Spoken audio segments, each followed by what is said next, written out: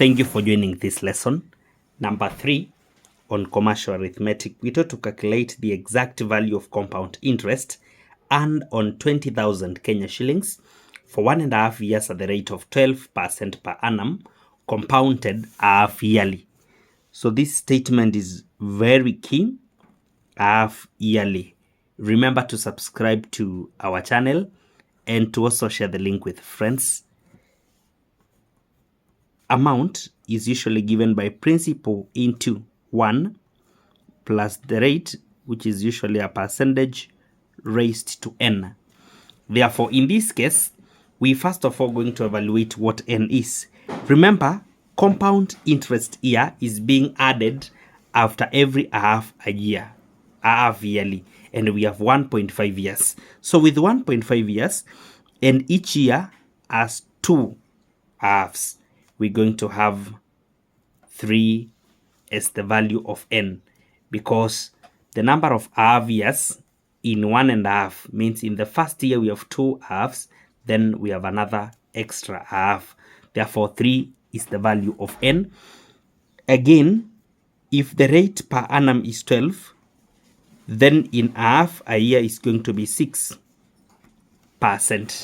Then now we enter into our formula whereby amount at the end of the 1.5 years is going to be the principal, 20,000, into 1 plus 6 out of 100 raised to power 3.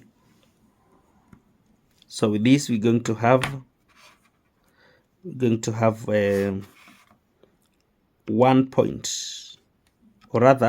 plus 6 over 100.